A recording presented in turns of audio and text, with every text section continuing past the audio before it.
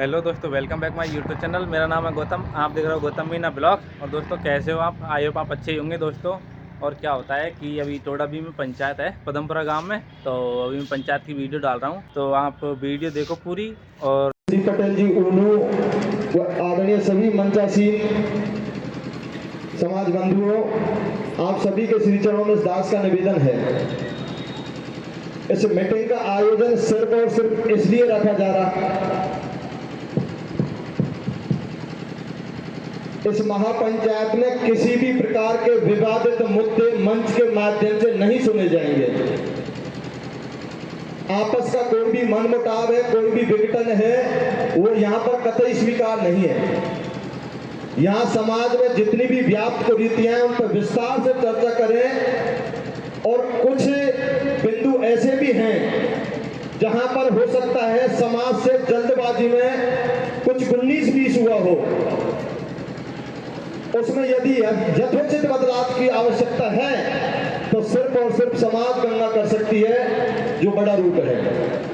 यदि एक कोई व्यक्ति उसमें किंतु लेकिन परंतु निकालता है तो वो एक ही शब्द आएगा कि यह आदमी बिक गया। इसलिए आपसे पुनः हमारी गुजारिश है, अभी भीड़ बहुत ज्यादा आएगी, ये बहुत बड़ी पंचायत है, इसकी गूंज दूर दूर तक है। दूसरा एक निवेदन और भी है, आए दिन प्रतिदिन जो पंचायत हो रही है इनको बंद करना है। बंद कल घासीराम बाबा पर हो गई, आज पदमपुरा हो गई, परसों कहीं और जगह होगी, तरसों कहीं होगी, तो धीरे धीरे आपका आना बंद हो जाएगा और जो गूंज है इस पर फीकापन आ जाएगा। तो जितने भी बिंदु महुआ की महापंचायत में ध्वनिमत से समाज गंगा ने पारित किए थे, उन पर विस्तार से आप चर्चा करें।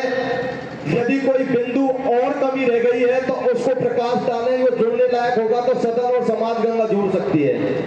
और यदि कोई बिंदु आनन फानन में जल्दबाजी में यदि हमसे कोई गलत निर्णय हो गया हो तो यथोचित बदलाव सिर्फ और सिर्फ आप कर सकते हैं। एक व्यक्ति की कोई ताकत नहीं है जो उसमें यथोचित बदलाव कर सके। आने वाले वक्ताओं से निवेदन है, एक पर्ची आदरणीय मंच तक पहुंचाएं और बारी बारी से सिर्फ और सिर्फ आप अपनी बात रखें, सबको सुना जाएगा। ऐसे नहीं कि आपके मन में तो कुछ कहना चाह रहे हैं, वो मंच तक नहीं पहुंच पाएगी तो उसकी आवाज को कौन सुनेगा। मैं एक निवेदन और कर दूं समाज गंगा के बीच में, सोशल मीडिया पर अनेक प्रकार के सुझाव आ रहे हैं, बहुत से ऐसे आ रहे हैं तब हम ये सोचते हैं हो सकता है हमसे कोई भूल हो गई हो। मैं निवेदन करना चाहूंगा, डरता हूं आप सभी से, लेकिन फिर भी मन की बात आपके बीच में रखना मेरा मानव धर्म बनता है। अब कहीं कोई जल्दबाजी में हमसे तो कोई चूक तो नहीं हो गई हो।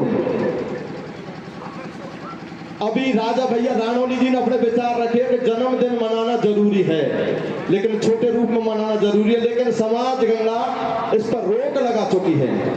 भाई ने विचार रखे, सादर स्वागत है उनका, और भी वक्ता बोलेंगे। बहुत से भाई लोग कहते हैं कि यार रामायण, सत्संग, भागवत ये जो बंद किया है ये गलत चलने वाली नहीं है। लेकिन आपसे निवेदन करूं, समाज गंगा ने वहां ध्वनिमत से इस पर रोक लगाई थी, यदि उसमें यथोचित कोई बदलाव करेंगे तो पूरी समाज जो बड़ा रूप होगे वही समाज गंगा इस पर यथोचित बदलाव कर सकती है। बहुत से भाई कहते हैं हमने महुआ में भी बात रखी थी, डीजे वाली बात रखी थी। आप उंगली ना करना, युवा जिस प्रकार की भावना पंचों के प्रति व्यक्त कर रहे हैं उस पर हमको दुखी होने की आवश्यकता नहीं है। चिंतन मनन और विचार विमर्श की आवश्यकता है। युवाओं को भरोसा में लेने की हमें आवश्यकता है, मात्र शक्ति को हमें भरोसा में लेने की आवश्यकता है। पंचों के पास कोई फौज नहीं है, कोई ताकत नहीं है कि यदि ये संटी चौधरी कोई बात नहीं मान रहा है तो हमारे पास कोई फौज थोड़ी है जो इसको हम कहीं ताकत से मना दें।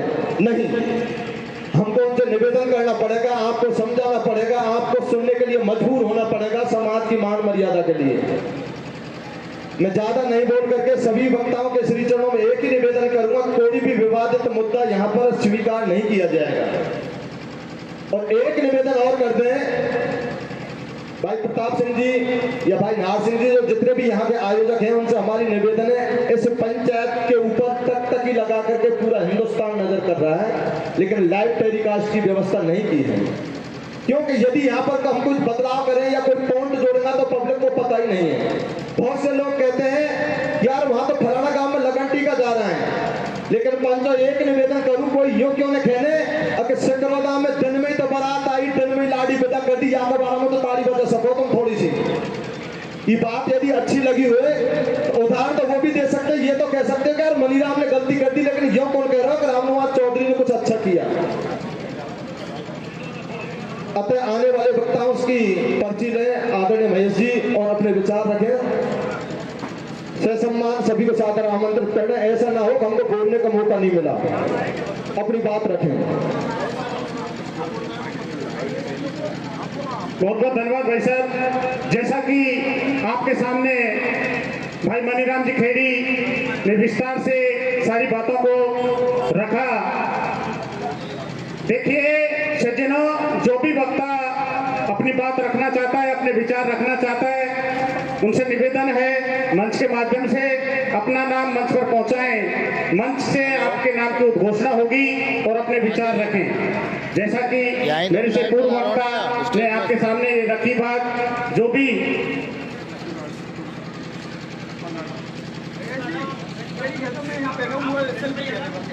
अगले वक्ता के रूप में आमंत्रित करना चाहेंगे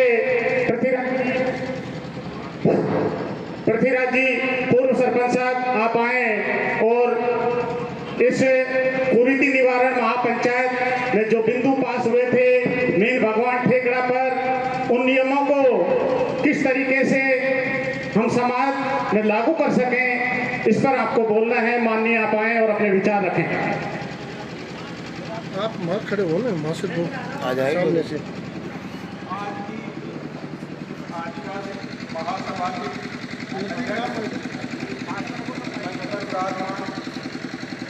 सभी मंच पर विराजमान सभी उपस्थित सभी समाज बंधुओं, सभी समाज सेवकों और सभी भाइयों, माता बहनों, आप हमारे गांव में पदमपुरा बेरोड मधुपुरा में पधारे, उसके लिए मैं तहे दिल से आप सभी का हार्दिक स्वागत करता हूं। सवाल है आज समय की मांग थी कि हमें हमारे समाज में कुछ सुधार, कुछ कुरीतियाँ हो रही थी, उनमें सुधार करने की जरूरत थी। उसके लिए हमारी एक बड़ी सभा महुआ में जो मीर भगवान पे हुई थी, वो एक तरह से हमारी सरकार का एक अंग था, व्यवस्थापिका थी। जिस तरह से एक समाज है, एक सरकार की तरह है। सरकार की व्यवस्थापिका होती है नियम बनाने वाली, कानून पारित करने वाली। कानून पारित हो गए मीर भगवान की पंचायत में, वो हम सबको मान्य होंगे। अब जब कानून बन गया, व्यवस्थापिका ने बना दिया, तो उसमें फेरबदल करना उसी का अधिकार है। जो बड़ी पंचायत होगी वही उसको कम कर सकती है, वही उसमें नए नियम जोड़ सकती है। अब हमें जरूरत पड़ रही है कि जो कानून बना दिए उनको लागू करती है कार्यपालिका। कार्यपालिका में हम सब लोग हैं, गांव के पंच, पटेल, सरपंच, जो भी जनप्रतिनिधि, हम सभी उसमें हैं। माता बहनें भी इसमें पूरा सहयोग करें और जो नियम वहाँ पर लागू हो गए, सभी मेरे अनुसार तो सब अच्छे हैं, सभी को लागू करना चाहिए। और सभी नए नियम जोड़ने में ज़्यादा करेंगे तो दिक्कत होगी, क्योंकि महात्मा बुद्ध ने कहा था कि वीणा के तारों को इतना मत कसो कि वो टूट जाए, और इतने ढीले भी मत छोड़ो कि उनसे स्वर ही ना निकले। इस तरह के नियमों पे चलो जो अपन समाज उन चीज़ों को कार्यान्वित कर सके, उनको मान सके। मेरा कहना तो यही है, मैं गाँव स्तर पर भी सभी आसपास के सभी भाइयों से कहना है, अपन को सारे समाज के नियमों में चलना है और समाज गंगा को आगे प्रगति की ओर जाने के लिए अग्रसर करना है। मैं इतना ही आपसे निवेदन करूँगा, ज़्यादा समय नहीं लूँगा। धन्यवाद। बैठे इधर। बहुत बहुत धन्यवाद माननीय, आपके विचार सराहनीय। देखिए साथियों, जो मीन भगवान मंदिर ठेकड़ा पर मीना महापंचायत हुई थी, उसमें जिन बिंदुओं को पारित किया गया था, ऐसा विचार है यदि कोई बिंदु छूट गया है आपके मन में, यदि कोई विचार है, नया विचार है, तो वो भी आप रख सकते हैं और किस तरीके से इनमें सुधार हो। यदि उनमें कोई ऐसा नियम हो जिसमें यदि हम कुछ और करना चाहें तो उस पर भी आप विचार रख सकते हैं। अगले वक्ता के रूप में आमंत्रित करना चाहेंगे श्रीमान रघुवर दयाल जी मीना निवासी खिरकड़ी। श्रीमान रघुवर दयाल जी मीना निवासी खिरकड़ी, आप आए और अपने विचार रखें। श्रीमान रघुवर दयाल जी। हेलो, आदरणीय अध्यक्ष महोदय व उपाध्यक्ष महोदय, मंच पर विराजमान सभी वरिष्ठ महानुभाव व बाहर से आए हुए डीजीपी मुकेश जी निवासी डिठार व मेरे माता और बहनों, मेरे पुत्र तुल्य बुजुर्गों, देखिए हमारे समाज ने जो व्याप्त कुरीतियों पर अंकुश लगाया है, तो कुछ कुरीतियां ऐसी हैं, लोगों की पुकार है, सनातन धर्म की पुकार है, ये भागवत जो है इस पर हमारे समाज ने रोक लगाई है। मैं समाज के वरिष्ठ लोगों से ये निवेदन करना चाहता हूँ, यदि धार्मिक आस्था खत्म हो जाएगी तो ये हमारा संसार किस तरीके से चल पाएगा। जैसे ब्राह्मण लोगों को हम 1.5 लाख रुपए के भागवत करवाने के लिए दे देते हैं, तो मैं समाज के लोगों से ये निवेदन करना चाहता हूँ कि आप भी अपने बच्चों को भागवत शास्त्री बनाएं, संस्कृत का ज्ञान दिलाएं, जिससे हमारे धर्म जो है हमेशा बरकरार चलता रहेगा, धर्म की आस्था नहीं टूटेगी। जैसे मंदिर है, अपन मंदिर में पैसा देते हैं तो धर्म नहीं होगा तो मंदिर कैसे बढ़ेगा, मंदिर में हम लोग कैसे जाएंगे। मेरा समाज के लोगों से यही निवेदन है, इस पर पुनः विचार किया जाए और धर्म का जो ये भागवत का रखा है इसको चालू रखने का मेरा ये सुझाव है। वैसे समाज की ये कमेटी बैठी हुई है, जो निर्णय करेगी वही हमें मान्य होगा। धन्यवाद।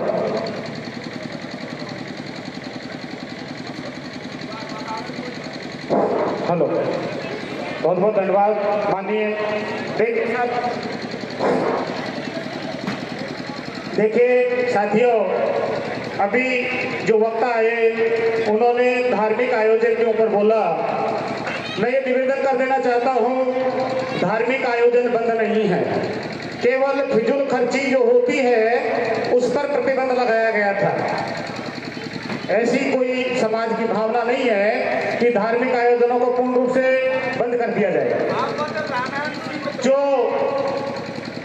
फिजूल खर्ची होती थी, केवल सीमित कार्य होने चाहिए, सीमित कार्य के लिए ही वो नियम बनाए गए थे। अगले वक्ता के रूप में आमंत्रित करना चाहेंगे श्रीमान बनवारीलाल जी मीना, सैमला अलवर IRS से हैं, आप रिटायर्ड लक्ष्मणगढ़ से आते हैं, आप आए श्रीमान जी और अपने विचार रखें। श्रीमान बनवारीलाल जी।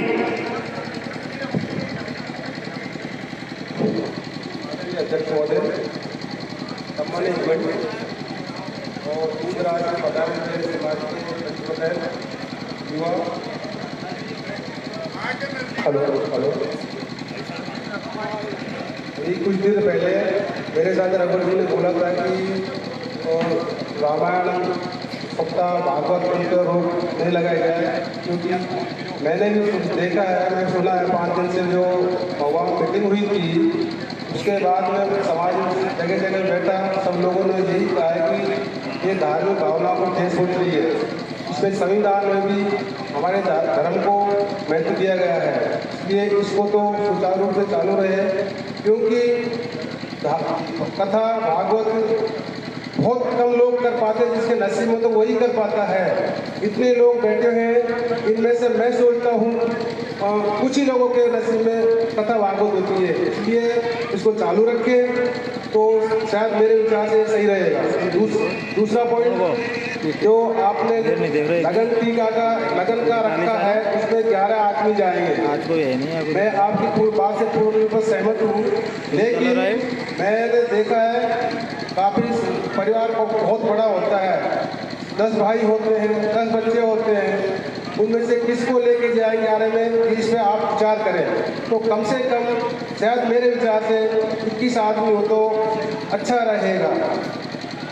दूसरी बात, आप समाज में कुरीतियों को दूर कर रहे हो और बुराइयों को दूर कर रहे हो, उसमें एक सबसे बड़ी बुराई तो यह है, हमारे समाज में युवा लोग गांव-गांव में इतने बदमाशी दादागिरी पैदा हो रही है, उसमें सुधार किया जाए।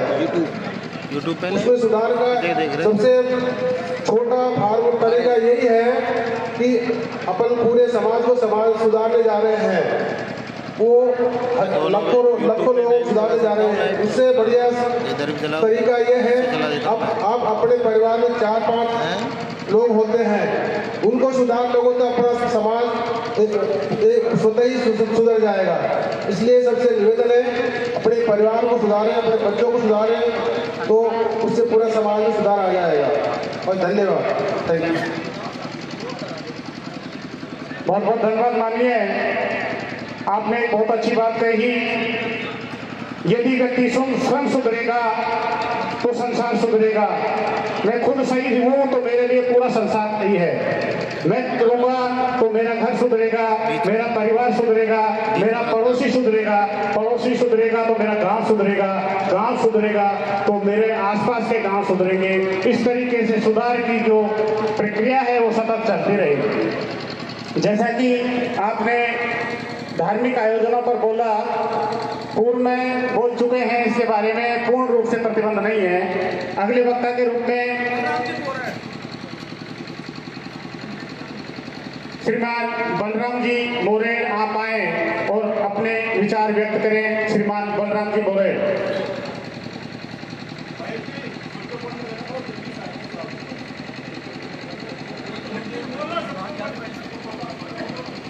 हेलो, सभी भाइयों को मेरा नमस्कार। टू द पॉइंट बात करता हूँ मैं यहाँ पे कि पाखंड और कुरीति समाज के लिए घातक साबित होगी। सभी लोग प्रयास कर रहे हैं इसके लिए, लेकिन इनके अलावा और भी पॉइंट है जो समाज को जिनकी बहुत ज़रूरत है। मैं सीधा पॉइंट पे आता हूँ। हर घर में लगभग सरकारी नौकरी वाले होंगे, हर घर में लगभग सरकारी नौकरी वाले होंगे। प्लीज़ एक बार जिनके घर में सरकारी जॉब वाले वो एक बार हाथ खड़ा कर दें, सिर्फ हाथ खड़ा कर दें जिनके घर में सरकारी जॉब है। कितने से लोग हैं जिनके घरों में सरकारी जॉब है? हाँ, सबन कहवाई में बहुत सारा हूँ। तो मेरा कहवा का मतलब क्या है, आज जो सरकारी जॉब में है उन लोगों के पास में काफ़ी पैसा है और बहुत सारे लोग हैं। 70% सरकारी जॉब वाले पाखंड को बढ़ावा दे रहे हैं क्योंकि उनकी जेब में पैसा आ गया। लेकिन मैं उनसे कहना चाहता हूं कि अब आगामी सरकार और कॉर्पोरेट जगत मिलकर ऐसा संगठन तैयार कर रहे हैं जिसे निजीकरण लागू कर दिया गया है। और नॉर्मल वे में यदि मैं कहूं कि आज औसत लेवल में एक आदमी की 1 लाख रुपए तनख्वाह है, तो निजीकरण में वही तनख्वाह 20,000 रुपए होने वाली है या हो रही है। रेलवे वाले कर्मचारी इस बात को अच्छी तरीके से समझ रहे हैं और लाइव पे सुन भी रहे हैं। और मैं इस पॉइंट को एक बार फिर दोहराना चाहूंगा कि जिनकी तनख्वाह 1 लाख रुपए है, निजीकरण में उनकी तनख्वाह 20,000 रुपए होने जा रही है। तो जो 80,000 रुपए की कटौती हो रही है वो हमारे समाज का एक बहुत बड़े हिस्से की कटौती हो रही है और ये आने वाले समय में बहुत भयावह रूप धारण करेगा।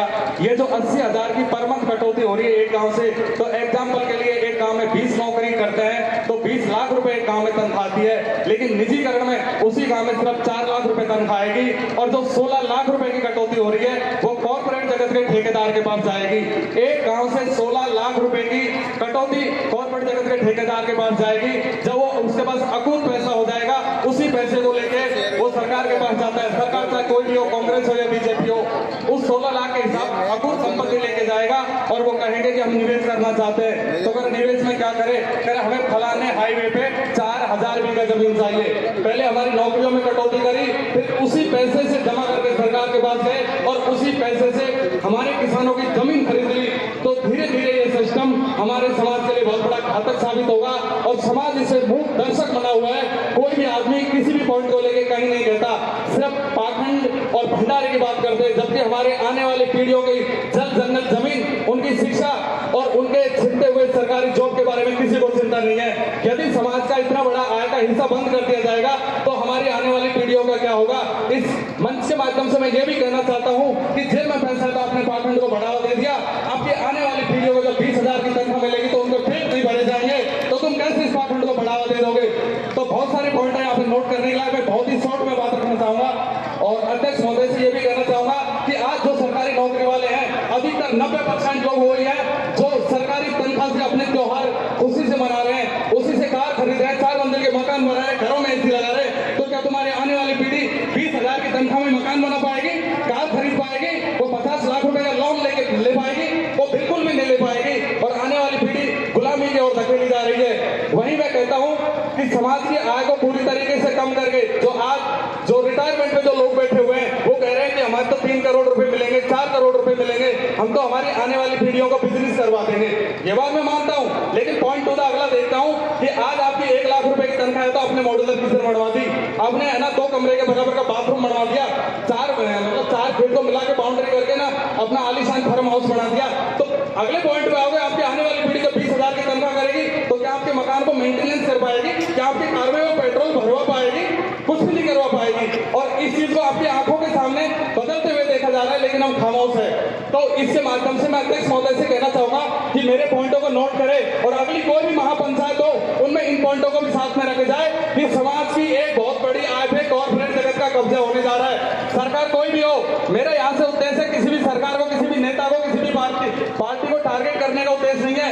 सिर्फ मुझे मेरे समाज के बारे में चिंता है, इसलिए मैंने ये वक्तव्य यहाँ पे बोला है। आने वाले मैं और करना चाहूंगा, एक मंदिर है, हम क्या करते हैं मंदिर पे तो करोड़ों रुपए खर्च कर देते हैं, लेकिन वहीं जब लाइब्रेरी की बात आती है ना तो किसी के जेब से 1000 रुपए नहीं निकलते, और जब यज्ञ और हवन होते हैं ना तो हर घर का घर भर तो 21,000 रुपया ये चारों तरफ देखने को मिल रहा है। सब लोग इससे वाकिफ है, लेकिन लाइब्रेरी के नाम पे ना पैसा नहीं निकलता।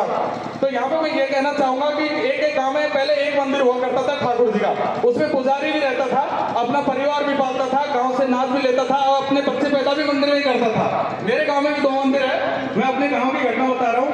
तो इसमें मैं ये कहना चाहूंगा, इसके अलावा भी हमने 4 मंदिर और बना दिए, जबकि यदि प्रत्येक गाँव का अवलोकन किया जाए तो वहाँ पे लाइब्रेरी नहीं है। हमारे बच्चे जो आज अच्छी तनख्वाह ले रहे हैं वो किताबों की वजह से ले रहे हैं। एक अच्छी लाइब्रेरी जो उन्होंने शहर में जाके पढ़ी है, मतलब किताबों की वजह से ही हमारा समाज है ना वो धन संपन्न हुआ है या उसका आर्थिक विकास हुआ है। तो मैं ये कहना चाहता हूँ कि मंदिर इतने सारे बन गए ना तो, और अब लाइब्रेरी बना रहे हैं तो मंदिर के जो फर्स्ट फ्लोर है, यदि किसी की भावना आहत ना हो और सर्व सहमति से काम हो सके तो मंदिर का जो फर्स्ट फ्लोर है ना उसके ऊपर लाइब्रेरी बना दो, तो उससे यह हो जाएगा कि मंदिर का रखरखाव प्लस लाइब्रेरी हो जाएगी, नए जगह का भी जरूरत नहीं पड़ेगी हमें और इसको बनाने में भी आसानी हो जाएगी।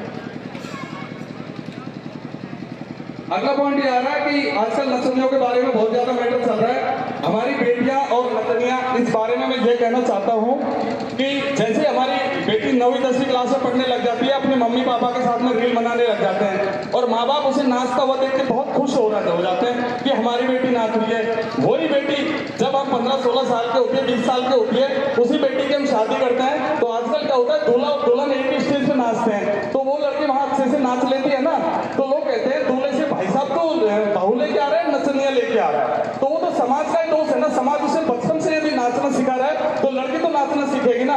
उस हमारी बेटियों को हमने महापुरुषों के बारे में नहीं बताया कि तुम भगत सिंह को पढ़ाओ, बिरसा मुंडा को पढ़ाओ, तुम अम्बेडकर को पढ़ाओ।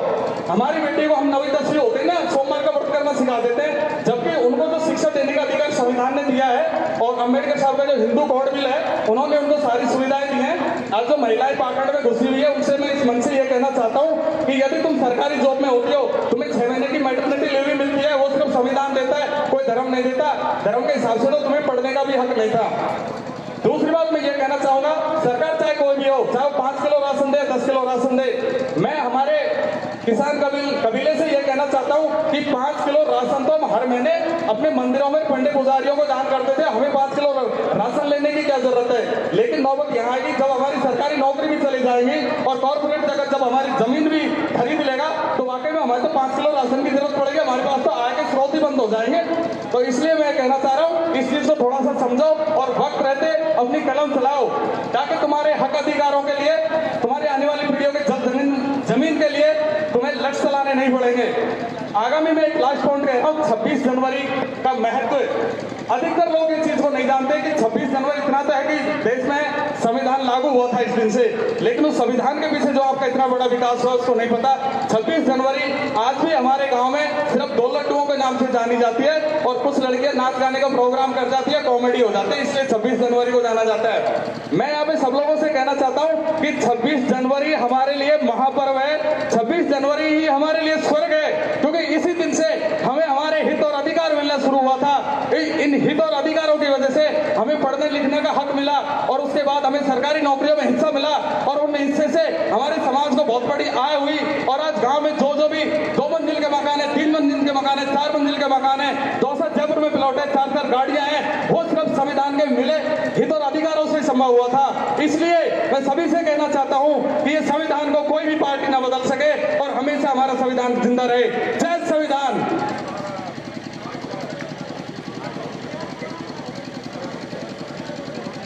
देखिए साथियों, जो वक्ता अभी बोलकर गए हैं उनकी ये बात हमें ठीक लगी कि बालकों को संस्कार दें। बालकों को अपने परिवार में संस्कार किस तरीके से देने चाहिए, वो संस्कारवान बालक किस तरीके से हम तैयार करें, ऐसे संस्कार दें परिवार में, ऐसे संस्कार दें अपने घर में, जिससे आगे जाके हमारे बालक हमारा नाम रोशन करें। इस तरीके की सबकी भावना होनी चाहिए जिससे हमारे घर में अच्छे बालक निकलें, उनमें ऐसे संस्कार हो जिनकी चर्चा चारों तरफ होनी चाहिए। उनकी पालना कैसे हो, इन पर ज्यादा विचार करना है। जो बिंदु हमारे समाज की महापंचायत ने पारित किए थे, उन बिंदुओं को ज्यादा से ज्यादा समाज में इंप्लीमेंट किस तरीके से किया जा सके, इस पर विचार रखना है। अगले वक्ता के रूप में हम आमंत्रित करना चाहेंगे श्रीमान उदय भानु जी, पूर्व मैनेजर निवासी सालमपुर। आप आए और केवल उन बिंदुओं पर बोलें जो वहां पारित किए गए थे और उनको किस तरीके से लागू किया जाए। भाई साहब मनीराम जी से निवेदन करेंगे आप मंच पर आएं और सहयोग करें, आप वहां नहीं बैठे जाके।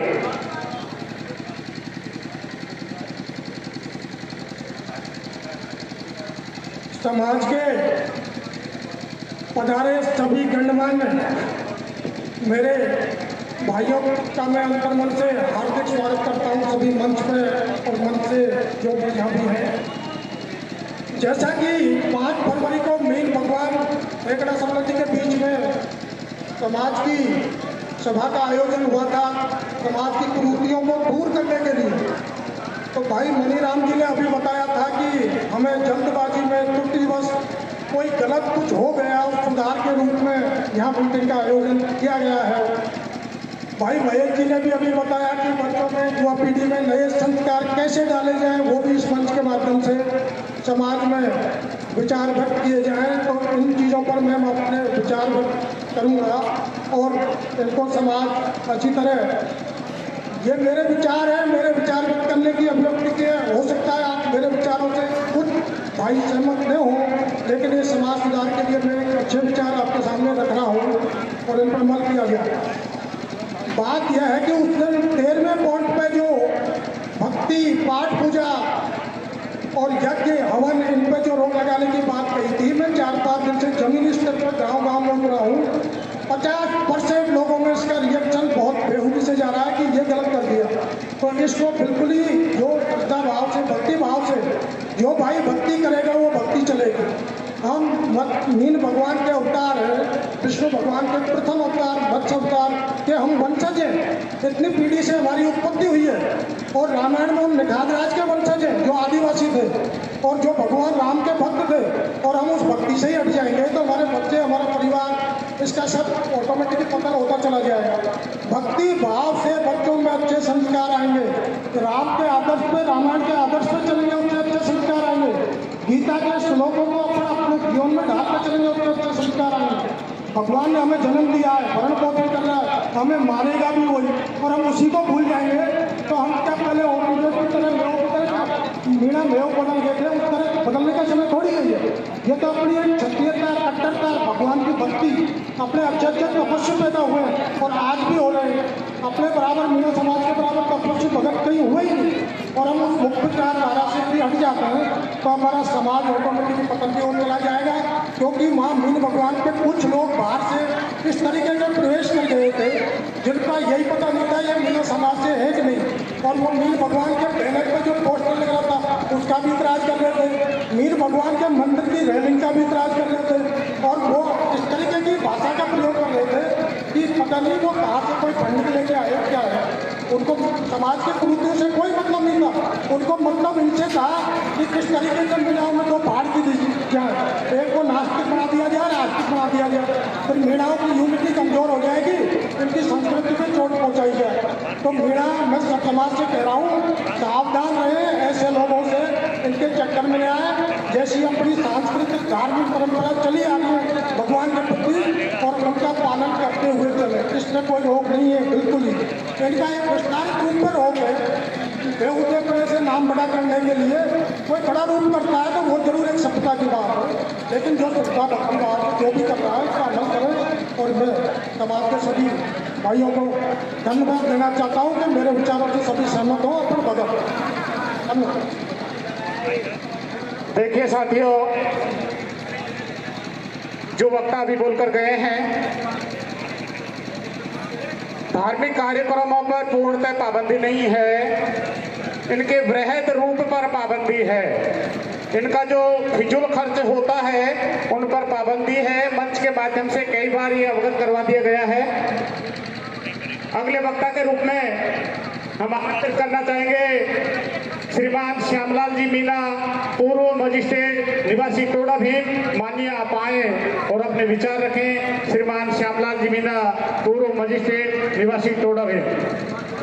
भाई मनीराम जी से निवेदन है, आपकी मंच पर आवश्यकता है और मंच पर आए आप।